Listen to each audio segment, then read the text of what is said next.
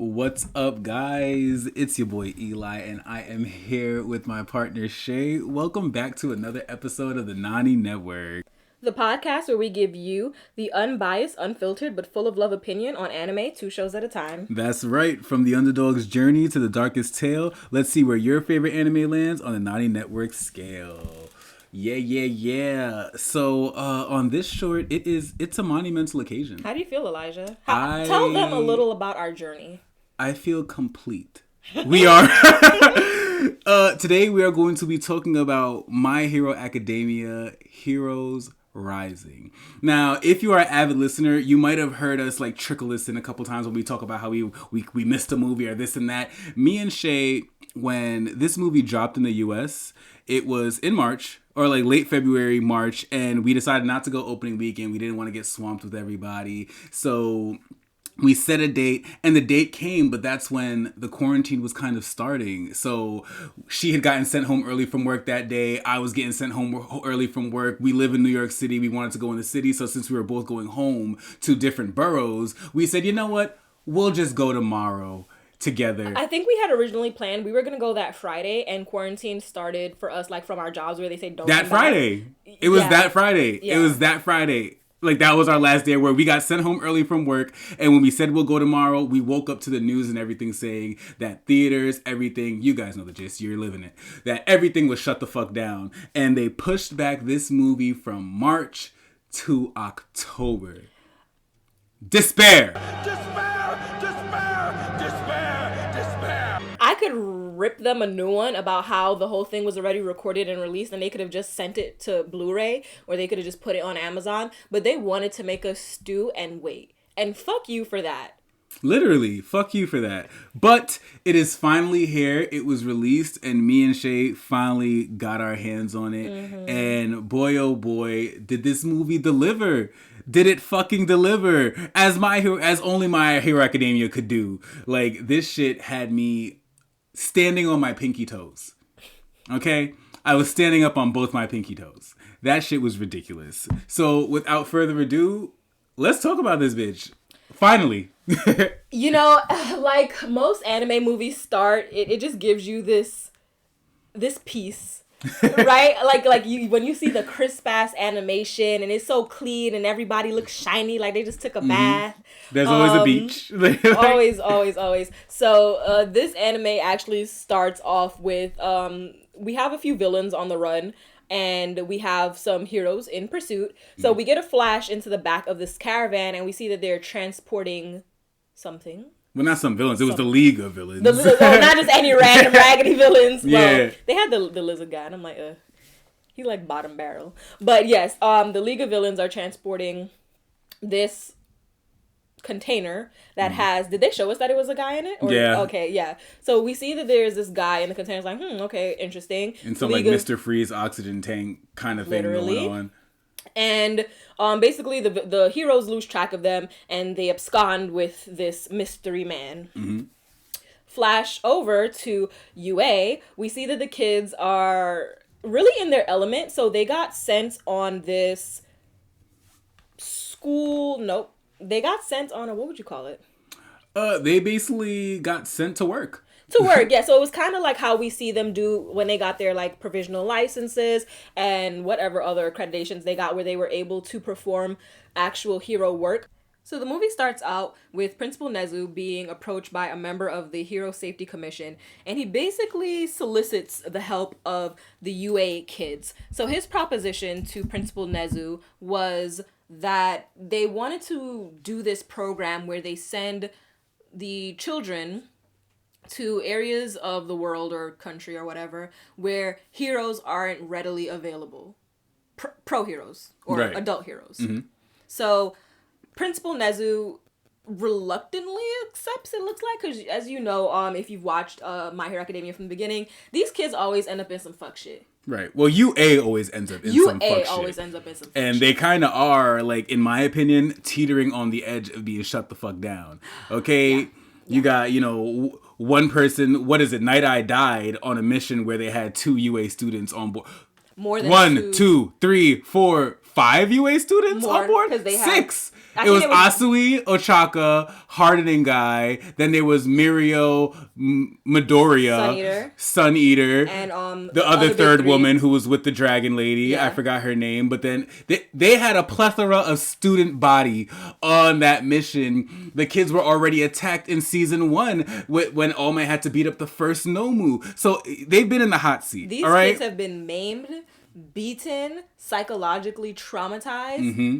Let's go send them on You know, another adventure. But All Might, the symbol of peace, has been taken the fuck down. Yep. So in an effort to train this new generation in earnest, they have to get these guys ready to handle these situations. And the only way to do that and is work on their people skills. Work on every aspect of being a fucking hero. And the only way to do that is to put you guys out in the field. Mm-hmm. And don't put you out in the field with your mentor who, when shit gets here, you're just gonna fall back and it's gonna be like, okay, you know, Night Eye, go get him. All Might, go get him. Bubblegum guy, go get him. Like, no, it's just you guys. Figure it the fuck out or everyone's dying. I mean, to be fair, there's been situations where they've been with their mentors and still got fucked up. Yeah, but ultimately, the final move always comes from the mentor. It's like, you guys got to deliver. You getting fucked up by yourself. Exactly. So they're sent there and they actually are running their own hero agency up on Nabu Island. And things are going swimmingly well. It was adorable. It was so good to see, like, you know, no job went unanswered. It didn't matter. They were, like, you know, stopping guys from gawking at girls. They were rescuing kids who swam too far out. They were helping with farming. A lot of petty crimes and small responsibilities, like helping Granny go up the hill. They were doing it all. And what I really liked is they weren't just doing like the hero task. They were also doing, you know, monitoring the phones, answering the phone calls, assigning out tasks to who would be best suited to go help out in that situation. So they were literally the fire chief, the police department, the intelligence agency. They were the pillar for this community. Right. They were like fully 100% Integrated every into aspect like running their own agency at like 14. Kudos to you guys. But with them doing so well on this island, of course, the question is, who is the big bad? So the big bad is a guy by the name of Nine. He's actually the person who was in that little, I was going to say septic tank, who was in that oxygen tank that the League of Villains was capturing. And when they crashed, he escaped. It turns out that he is the leader of his own little cult of fucking outsiders, super powerful villains. His own nefarious plans. He said, I don't want no parts of what y'all doing. I already got my own world domination schemes in the works, and I'm just using you guys to betterment me. So his name is Nine, and I don't know if that's his real fucking name, because it just so happens that the test that the League of Villains ran on him gave him One For All's ability up until the amount of 9. So he can take 9 quirks. What the fuck? That's some scary shit. We've seen what can happen when somebody has this ability. So all it takes is strategy and honestly being smart enough to think which quirks can you use. Yeah, and which quirks would work well together. Exactly. So like if you're around One For All, I don't know how long he was under their care, but he was probably there for a hot minute running all these tests on him. If you see what One For All does when he's like, okay, springiness plus strength maximizes this. Or this plus that maximizes that. Plus shock inversion.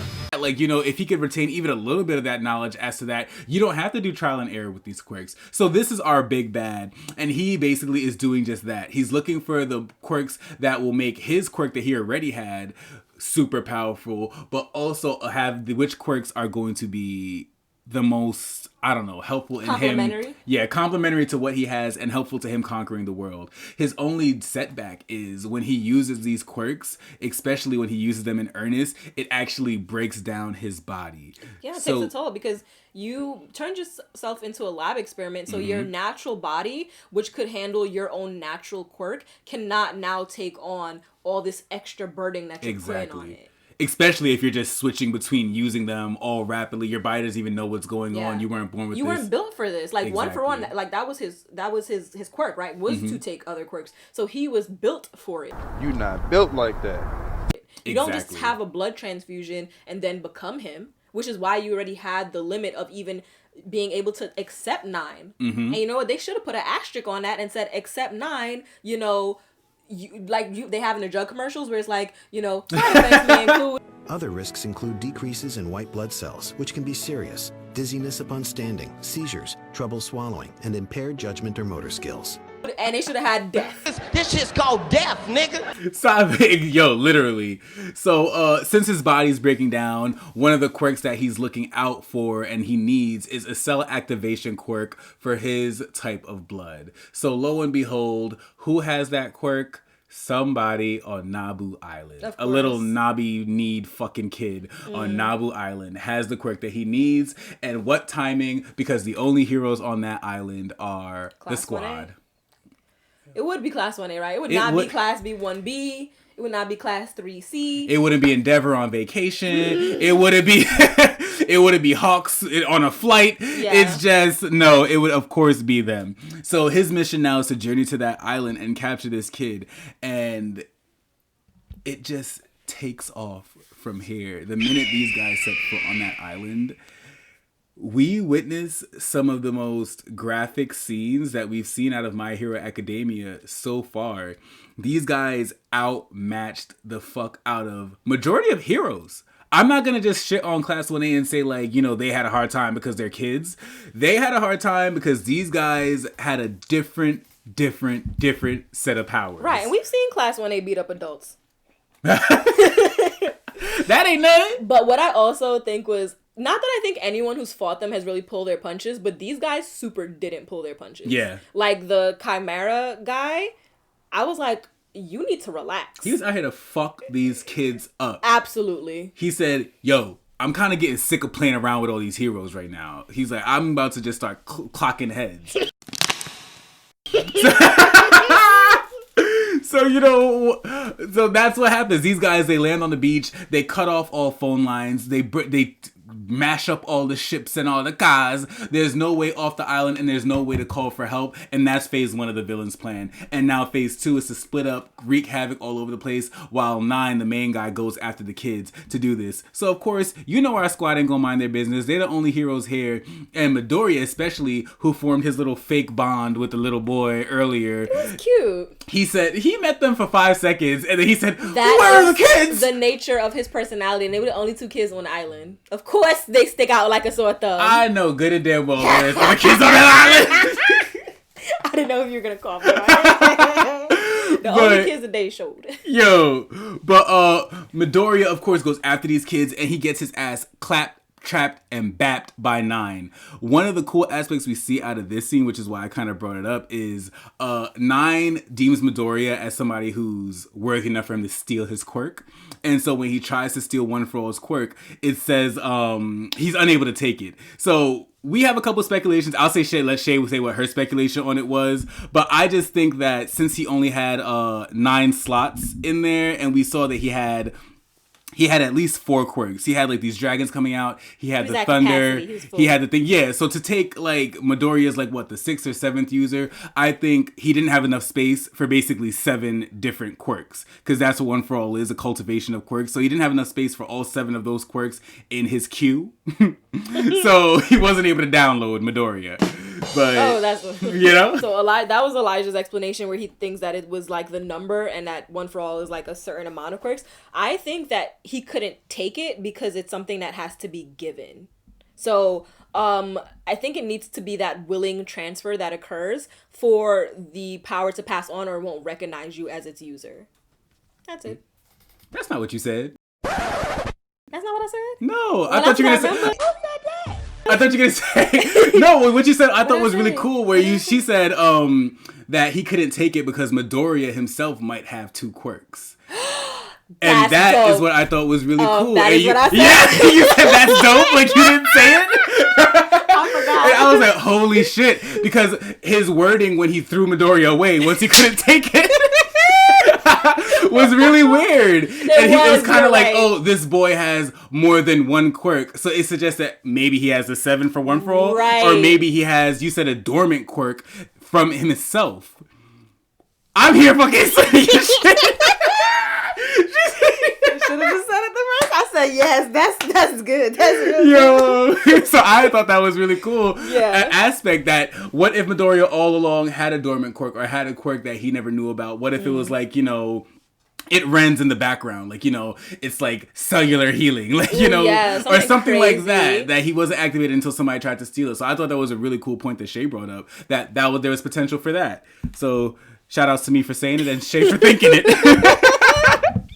Yo, so ultimately, like, you know, it's basically just after this a battle between Class 1A and the big bads. Midoriya comes up with this convoluted plan to separate them and make it all happen, and this is where we get to see Plus Ultra.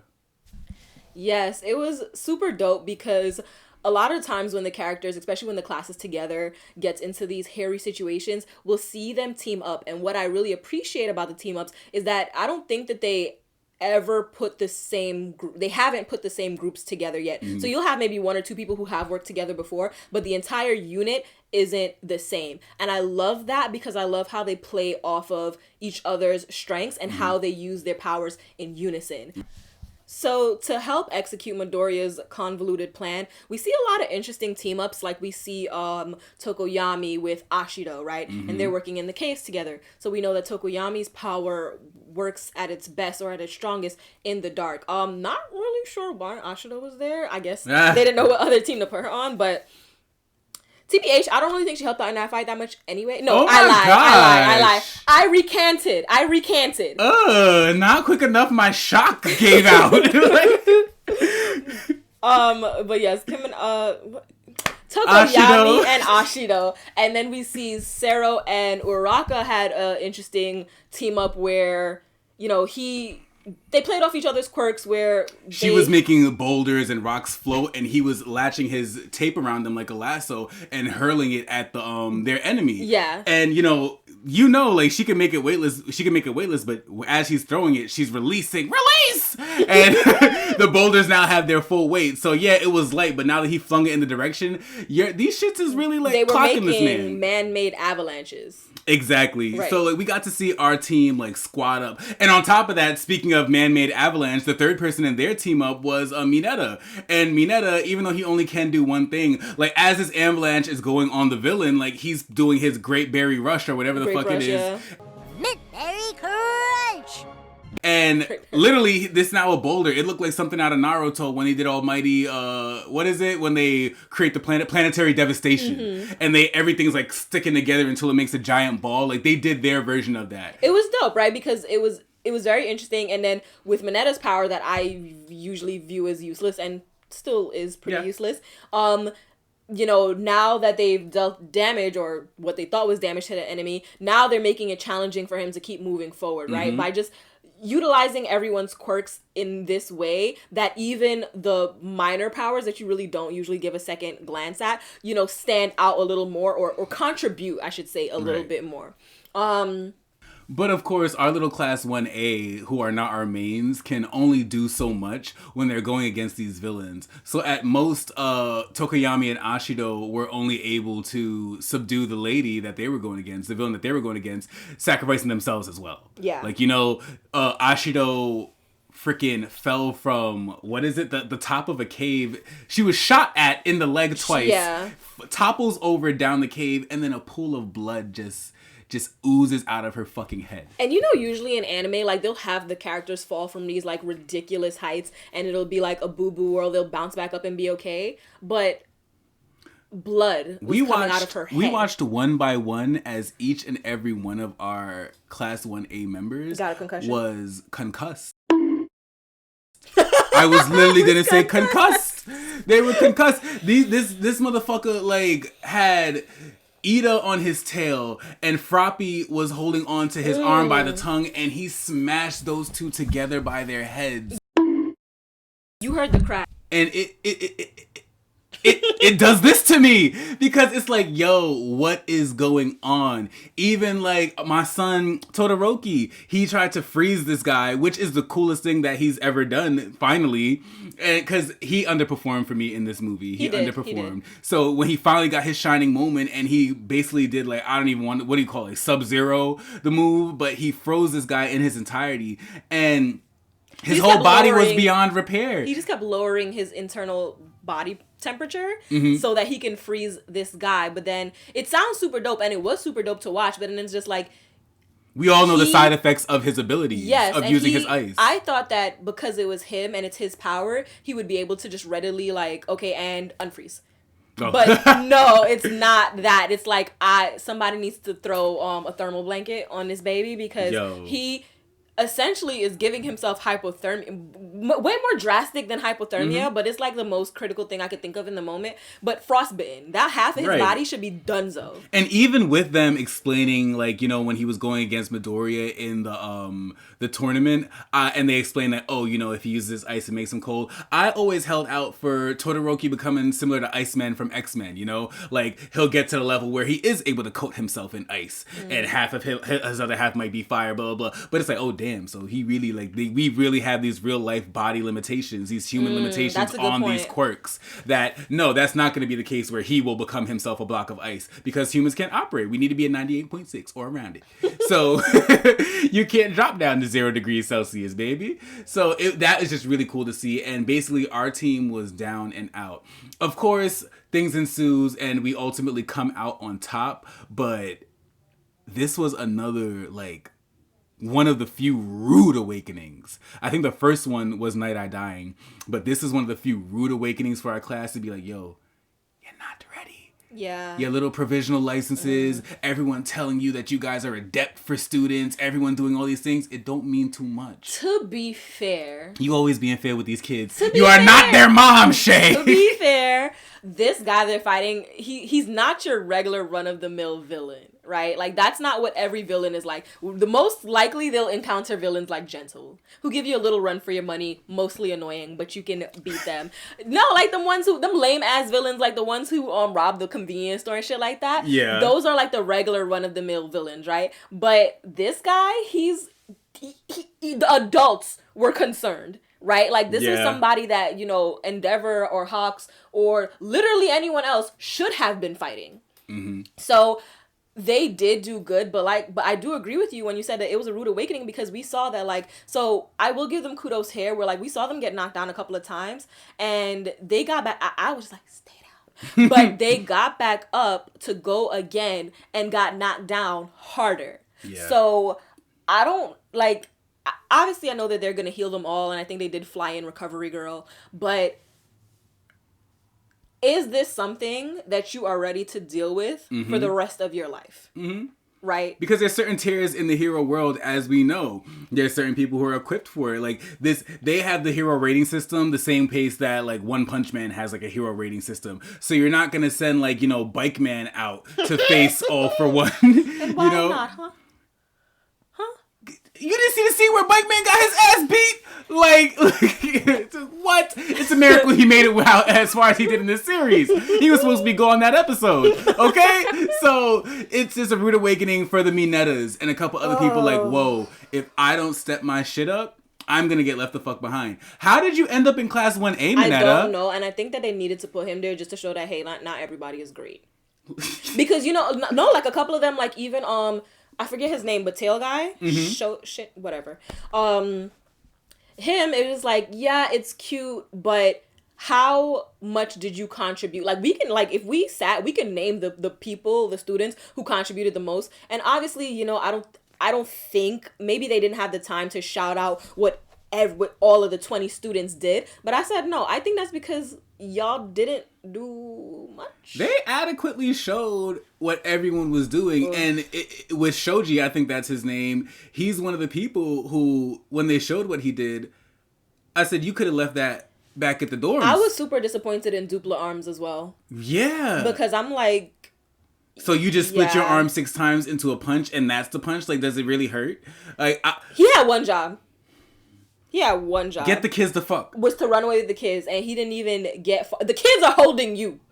They came back to cradle your broken body. And I was just like, I don't, like, understand. Man, fuck them kids, first of all. They refused to run away. They did. But... Like, I think that Class 1A needs to take a very hard gander at themselves. Momo, sweetie, I am you. I am here for you. I am Team Yaoyorozu, but you need to stop. Yeah. You need to stop. Somebody needs to tell Momo, hit her up. Somebody who's a dear friend or somebody who cares about her and be like, Momo, baby girl, stop using your last fucking lipid. It doesn't make sense. Like, now, yo, we go into a battle today. Have you eaten? Like, no, I'm on a diet. Bitch, have you eaten? Like, she needs to do like Sun Eater and have like a utility belt full of snacks. Yeah, That Flash. is what your Everybody, power, you learn. That is what your power is based off of. Your production, right? You couldn't grab a protein bar before y'all ran out of the Son, high in calorie, low in fiber. Let's go. Because y'all was over here making rice balls and soup and all the works, but you couldn't grab a snack for the road when you know that your power is dependent on your productivity of your fucking lipids. You are now handicapping the team because you passed out in a corner somewhere. Like, you can't even make us a flashlight. Like you can't make us shit. Like Yaoyorozu, oh god, like she still had her little moment, but like ultimately she gave out so way quicker than we've ever seen Yaoyorozu give out before. So like Elijah mentioned, it was a awakening for the kids, but I feel like some of them had different awakenings. So like we mentioned, Shoji and who else did we? Dupla Arms, they were ones where just like, y'all need to step y'all cookies up, baby, and do something else because, you know, y'all don't fly, y'all don't float, y'all don't do nothing else. It's just a strength quirk. But if you're going to just be strong, you know, I need to see that tail putting somebody in a chokehold. Like, exactly. I need to see that tail, like... I wanted to see the tail, like, you know, grow hair and get veins. Like, when I expected him to have more of a transformation aspect to his, like, that would be his super, like, you know, power tail or something, not like spinning lotus. Like, that's what it was, like, spinning flowers. It's like, ooh, ouchie. Yes. Like, that really hurt. So, it was a rude awakening for many. And I think Yaoyorozu, because her power is really cool, like, she can...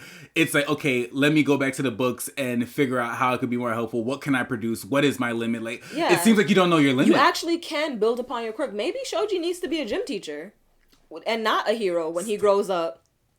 You want him to come back and work at UA? Maybe Dupla Arms can, own a food truck because he would be handing out the orders quick, fast, in a hurry. That would be an amazingly lucrative job for him.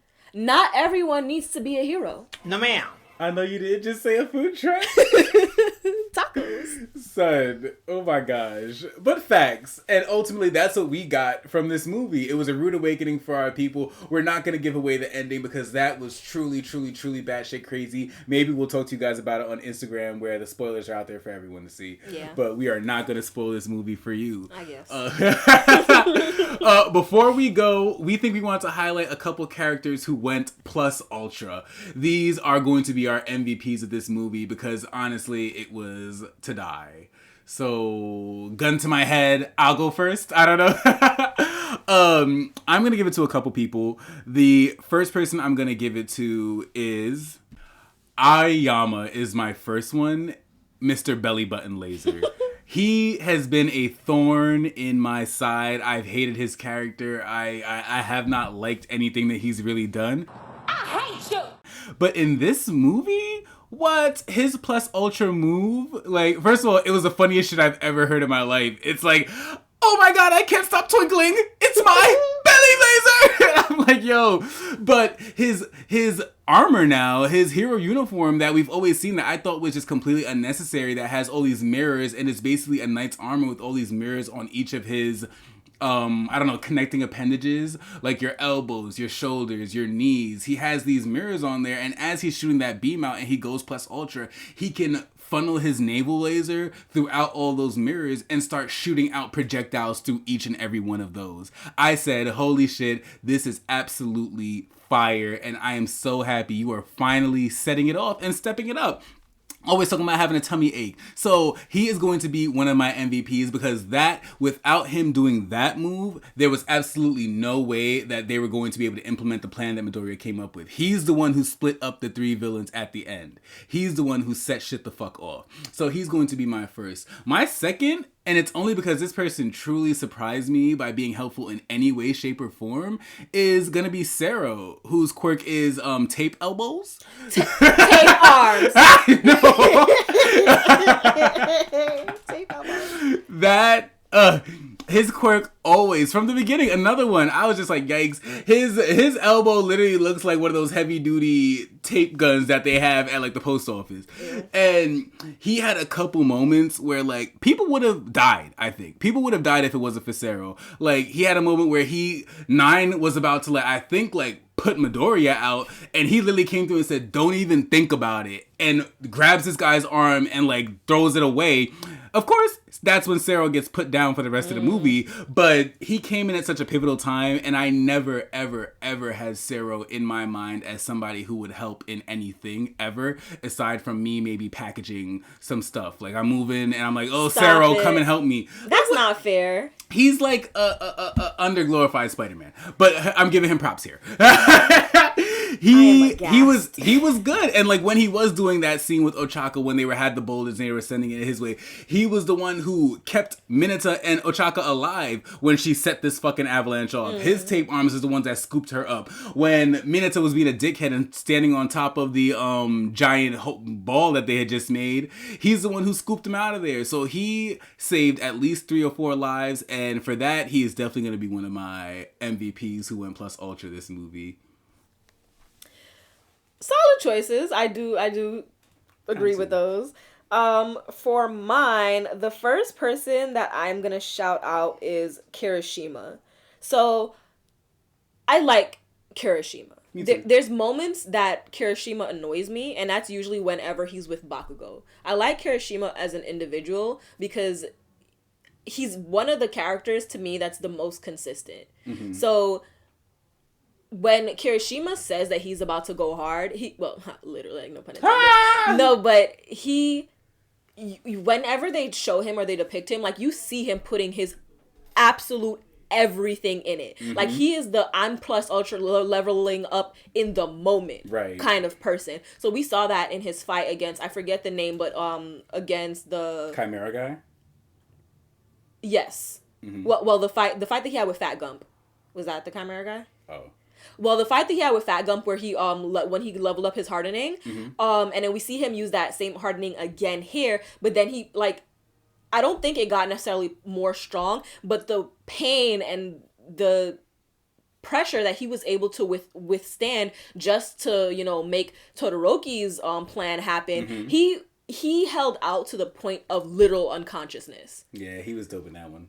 And he's like Elijah mentioned, a lot of people here didn't really level up. They were just doing the same old tricks that we were accustomed to. But Kirishima is one of those characters who consistently pushes himself. And I enjoy that because it's not I don't know how to...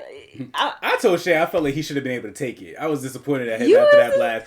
I felt like he should have been able to take it. The way they was whooping these kids' asses and concussing them, I said, thank God he was able to do that guy, he just got a beam. When the beam came off, you saw that his skin was still glowing. Yeah. From the heat of the embers that burned him. So I was actually very impressed with Kirishima for what he is. I don't expect Kirishima to be nobody's number one hero. But I think that he's one of the kids who actually should become an actual hero. I was going to say, Kirishima has a lot of potential. Yeah, but not for number one. He could be number one hero. Yeah, you Kirishima. Never know. Yes, Kirishima. I think that he would be in a calm top 20.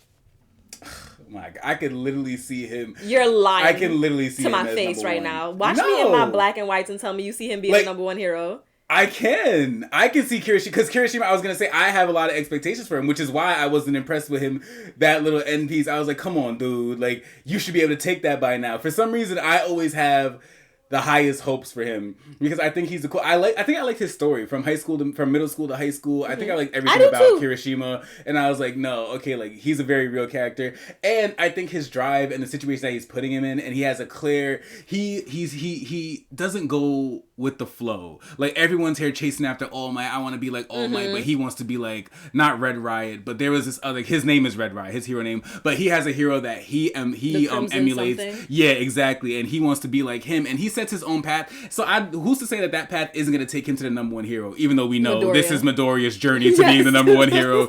But if it wasn't, I honestly would give him a fair shot, because right now, if he hardens up to whatever point, Midoriya probably can't even hurt him.